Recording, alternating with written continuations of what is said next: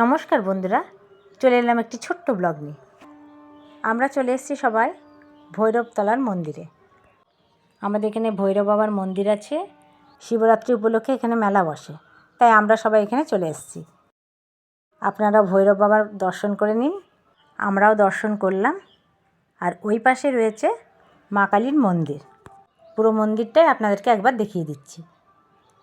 ভেতরে একটা শিবলিঙ্গ তো রয়েছে, ভিডিও শুরুতেই আপনাদেরকে ওটা দেখালাম।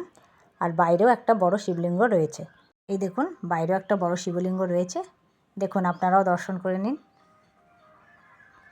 পুরো মন্দিরটা লাইট দিয়ে সাজানো হয়েছে শিবরাত্রি উপলক্ষে। এই যে ছোট মেয়ে, নাতনি, ভাগ্নি আর ননদরা সবাই মিলেই মেলাতে এসেছি। আর ছেলে তো ভিডিও করছে, তাই ওকে দেখা যাচ্ছে না, ও ক্যামেরার পিছনে আছে। চলুন তাহলে এবার মেলার দিকে যাওয়া যাক। দেখুন, এখানে একটা বড় শিব ঠাকুর বানানো হয়েছে। এটা মনে হচ্ছে নতুন বানানো হয়েছে, কেন এতদিন তো ছিল না। খুব সুন্দর লাগছে দেখতে। দাঁড়িয়ে রয়েছেন মহাদেব ত্রিশূল হাতে, খুব সুন্দর লাগছে। আর ওই দিকটাতে বজরংবলীর মন্দির আছে। আর এইদিকে মেলা, খুব একটা বড় মেলা বসে না, ওই ছোটোখাটো একটা বসে। দাঁড়ান, আপনাদেরকে একবার এই পাশটা দেখায়। এই পাশটায় নানা রকম ঠাকুর আর মূর্তি রয়েছে। এগুলো দেখতেও বেশ ভালো লাগে। ছোট ছোট থাকে সব, কি ভালো লাগছে দেখুন ছোট ছোট ঠাকুরগুলোকে। নাতনির খুব আনন্দ হচ্ছে এই ঠাকুরগুলো দেখে।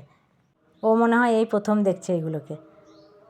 এই দেখুন, নানান রকম মূর্তি রয়েছে, শুধু ঠাকুরের নয়। আর এইদিকে দেখুন, পুষ্পাও বানিয়েছে। দেখছেন তো, সব রকমেরই মূর্তি বানানো রয়েছে। চলুন, এই ছিল সব ঠাকুর। এবার মেলাটাকে একটু দেখিয়ে দিই আপনাদেরকে।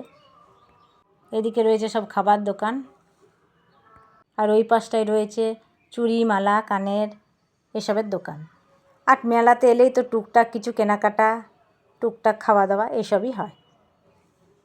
নাতনি আবার খেলনা কিনছে, তার বায়না।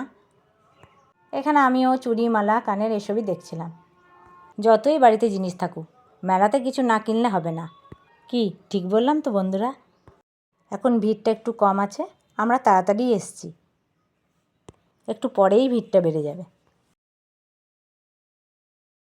এখানে নানা রকম কাপ প্লেটের দোকান, এদিকে নানা রকম বাসনের দোকান। ব্যাস, এই ছিল মেলা। ছোটোখাটো একটা মেলা, বেশ আনন্দই লাগলো। একটু ঘোরা হলো, এখানে সবাই মিলে ঘুগনি খেলাম, ফুচকা খেলাম, বেশ আনন্দ হলো। তাহলে ব্লগটি এই পর্যন্তই। কেমন লাগলো কমেন্ট করে জানাবেন।